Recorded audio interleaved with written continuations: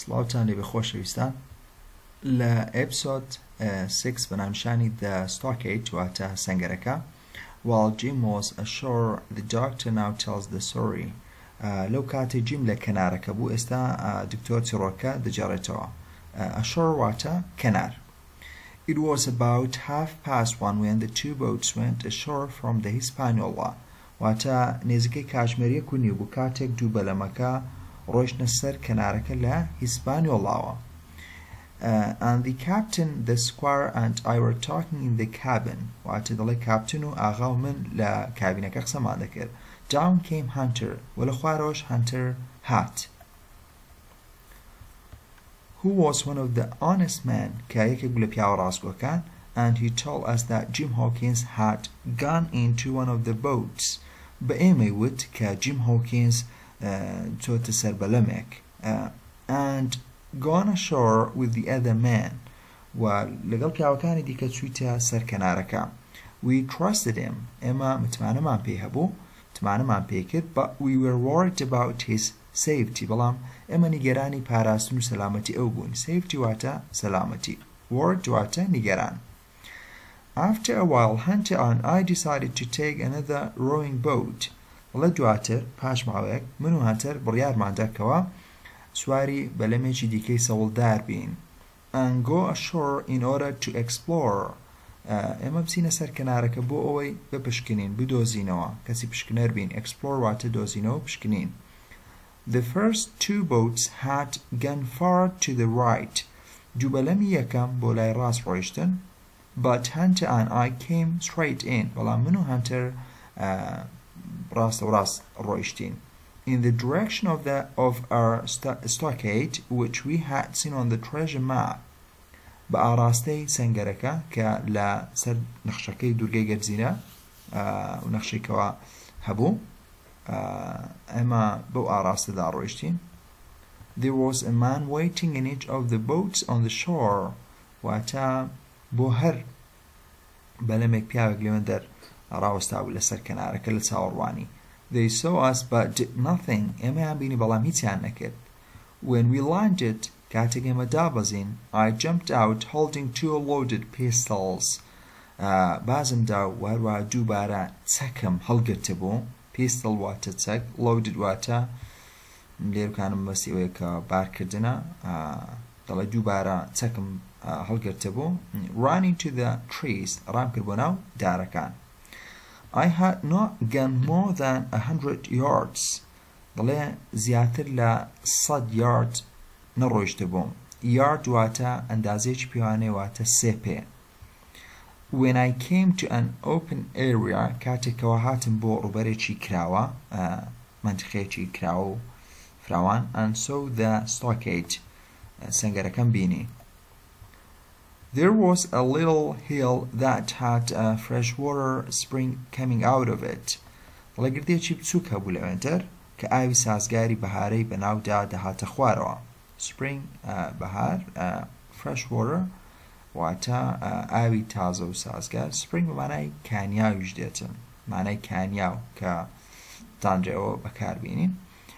Strong wooden house وەروە خانوویەکی دارینەی بەهێزش هەبوو. Which was big enough to hold about 20 people. کە دەیتوانێت نزیکەی 20 کەس لەخۆ بگرێ ئەو ماڵە. Had been built by this spring. دروست کرابوو لە نزیک ئەم کەنارە، یاخود دەشتوانی بڵێ دروست کرابوو لەم بەهارە. وەڵام لێرکانەوەی کە مەبەستی تی کە ئەم دروست کرابوو ئەم خانوو لە نزیک ئەم ئاوی کە پێی دەوترێت جۆگەڵە یاخود ئاوی کانیاو. Each wall had several holes in it. دەڵێ هەر دیوارێک چەند کونێکی پێوە بوو. So that muskets could be fired from inside. کە دەتوانرا تفەنگی لێ بتەقێنرێتە. Muskets واتە تفەنگ یاخود چەک. All around, wide space had been cleared. واتە دەرێت لە دەوریدا بۆشایەکی فراوان هەبوو. And then the stockade was completed by a tall fence. و پاشان سەنگەرەکە تەواو کرابوو بە پەرژینی بەرز. With with its fresh water and strong walls.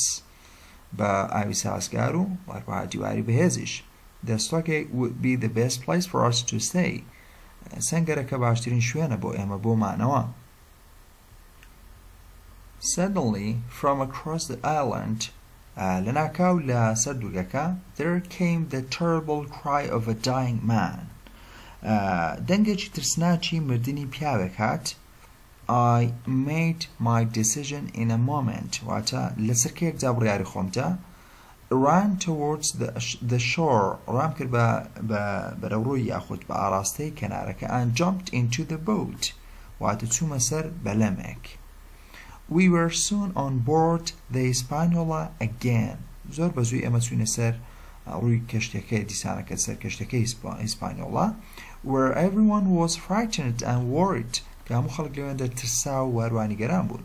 I told the captain my idea and we made a plan. پلانەکەی خۆم بە بیرۆکەی خۆم بە کاپتن وت و وەروە پلانماندانە. We gave old Redruth 3 or 4 loaded muskets and left him on the ship to watch the 6 seamen that we did not trust. وای دەڵێ ئێمە Redruth ئەوەیەکە لە پیاوەکانی سکوایە دەڵێ 3 بۆ 4 بارە چەکمان پێدا و ئەو مانجێ هێژ لەسەر کەشتێکە بۆی چاودێری ئەو 6 پیاوە بکاتن کە ئێمە متمانەمان پێیان نەبوو. Then we started filling the boat with supplies. واتە we started filling the boat with supplies. ئێمە بەلەمەکەمان پڕ کرد لە کەلوپەلەکان پێکات بنەچین. Gunpowder, بارود, muskets, چەک bags of biscuits. واتە جانتا یاخود کیسەی biscuits, cake و ئەوانە. Small barrels of meat و بەرمیلی بچووکی گۆشت and brandy جۆرێکە لە شەراب. And of course my medicine chest. و بە دڵنیاییشەوە سندوقی مێدیسنەکە واتە دەرمانەکەش. As we rode to the shore, لەو کاتی سەوڵمان لێدا بۆ سەر کەنارەکە, one of the seamen much further up the beach saw us and ran into the woods. و یەکێک لە دەریاوانەکان دوورتر بوو لەسەرەوەی کەنارەکە ئێمە بینی و ڕای کردە ناو دارستانەکە. woods واتە دارستان. We unloaded the supplies and left joyous. واتە کەلوپەلەکەمان داگرت. unloaded واتە داگرتن. supplies واتە کەلوپەر. joyceمان جێهێشت. left جێهێشتن. joyous ئەوەیەکە لە who was another honest man. واتەیەک بوو لە پیاو ڕاستگۆکان کە پیاوی ئاغا بوو. To look after the supplies بۆی چاودێری کەلوپەلەکان بکە. Hunter and I returned for a second load. من و Hunter گەڕاینەوە بۆ باری دووەم. The reason why we risked a second trip was that دەڵێ هۆکاری ئەوەی کە ئێمە ژیانی خۆمان لە گەشتی دووەم خستە مەترسی ئەوە بووکە. Though the majority of the crew were on the island, not one of them had a gun. چکە زۆربەی تاقمەکە لەسەر دوورگەکە بوون و هیچیان چەکیان پێ نەبوو. When we had unloaded after the second trip, دەڵێ کاتێک کە ئێمە لە دوای گەشتی دووەم بارەکەمان داگرت, Hunter and Joyce stayed ashore. Hunter و Joyce لە کەنارەکەمانەوە and I rode as fast as I could back to the Hispaniola. دەڵێ من توانم سەوڵ لێ بدەم بەو خێرایی کەوا بتوانم بۆی بگەڕێمەوە بۆ Hispaniola. Then the squire, Captain Smollett, Redruth, myself, and one other sailor, Abraham Gray, climbed into the boat. پاشان ئاغا و Captain Smollett لەگەڵ Redruth وەروە من و یەکێک لە دەریاوانەکانی دیکە کە بەنای ئەبراهیمە سەرکەوتینە سەر بەلەمەکە. This third trip was dangerous. خۆی ئەویان خوێندکاران دەبی third بی باش واتە سێم نەک fifth. واتە ئەو سێم گەشتە ترسناک بوو. There were too many men. پیاوی زۆر لێبوو. And we were also carrying another load of supplies. وەروە ئێمە زەخیرەیەک بارێک لە زەخیرەمان هەڵگرتە بوو. پیاویشی زۆر لێبوو. The sea had become rougher. وەروە دەریاش سەختتر بوو. rougher. And several times some water came over the side of the boat. واتە بەشێکی زۆری ئاو لەلاکان کە دەهاتە سەر بەلەمەکە زۆربەی کات ئاو دەهاتە سەر بەلەمەکە لەبەر ئەوەم گەشتە سەخت بوو گەشتێکی ترسناک بوو چکە زۆر پیاوی لێ بوو وەروە ئەمە بارێک لە زەخیرەمان هەڵگرتە بوو و دەریاش سەخت بوو ئاویش دەهاتە ناو بەلەمەکە. Suddenly the captain said, "Look behind us." The gun. لەناکاو کاپتن وتی look behind us. سەیری دوای خۆمان با بکەین. The gun. واتە چەکەکە. The 5 men left on board were preparing to fire the cannon. واتە 5 پیاو کە لەسەر کەشتەکە جێهێشترا بوون ئامادەکاریان دەکرد بۆی تۆپەکە بتەقێنن. We had forgotten all about this big powerful gun. ئێمە ئەو چەکە قورس و چەکە بەهێزەمان لەبیر کردبوو واتە ئەو چەکەی کە تۆپە لەبیریان کردبوو لە سەر کەشتێکە کە دەبا لەگەڵ خۆیان بیان بربا بۆ سەر دوورگەکە سەر کەشتێکە بەجێیان هێش بوو پیاوانەی کەوا ناڕازگۆشن و ئاستا ئامادەکاری دەکەن ئەو چەکە دەیانەوێت بتەقێنن. Israel was Flint's gunner. واتە ئیزرائیل تۆپ هاوێژی فلنت بوو. Gunner واتە تۆپ هاوێژ یاخود تۆپچی. Said Gray وتی with fear in his voice. واتە بەترسەوە لە دەنجی کە ترسی پێوەی دیار بۆ ئەم قسەی گوت. Trelawney, who was the best of us with a gun. Trelawney کێکێک بوو لە باشترین و کەسانی کە لە چەکی دەزانی. Loaded his musket. واتە چەکەکەی سوار کرد. We stopped rowing. ئێمە وەستاین لە سەوڵ لێدان. Then he took aim. دواتر ئەو نیشانەی داگرت. Trelawney نیشانەی داگرت and fired. تەقاندی.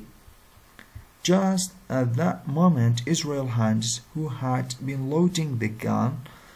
هەلو کاتەدا هەلو ساتدا Israel hands کە سەرقاڵی سوارکردنی چەکەکەی بوو bent down خۆی چەماندەوە خۆی نیشتاندەوە. The shot flew past him. واتە تەقەکە بە تەنیشتیدا تێپاڕی واتە فیشەکە بە تەنیشتیدا تێپاڕی دەکرێت بڵێ and hit one of the other men on deck. یەکێکی دیکەی پێکا پیاوێکی دیکەی سەڕووی کەشتەکەی پێکا. Then we heard shouting from the ship. دواتر ئێمە جێبیستی دەنجی هاوار بووین لە کەشتەکە and also from the shore وەروە لە کەنارەکەش where we could now see the other pirates coming out of the woods. کە لێەوە بینیمان کە چەتەکان لە دارستانەکە دەهاتنە دەرەوە. It was not longer until a shot from the cannon fell right by our boat. زۆری نەخان کە تەقەی تۆپەکە ڕاستەخۆ بەر بەلەمەکە ئێمە کەوت and she began to sing. دەستی کرد بە نقمبوون بەلەمەکەمان. Luckily خۆشبەختانە we were not far from the shore. ئێمە زۆر دوور نەبووین لە کەنارەکەمان. As we walked through the waves and up onto the beach.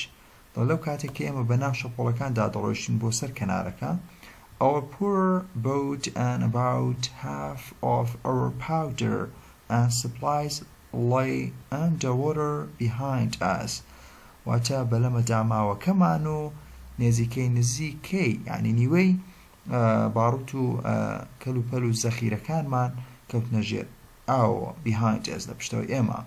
To make things worse خراپترینی وەروە خراپتر ڕەوشەکەیکەوە خراپتر بوو لەوە ئەویش چ بوو we could now hear shouting coming from the woods nearby. واتە ئێستا گوێبیستی دەنگ و هاوار دەبین کە لە دارستانەکە لەو نزیکانەی دارستانەکە دەهاتن. Thanks a lot dear students. Thanks for watching.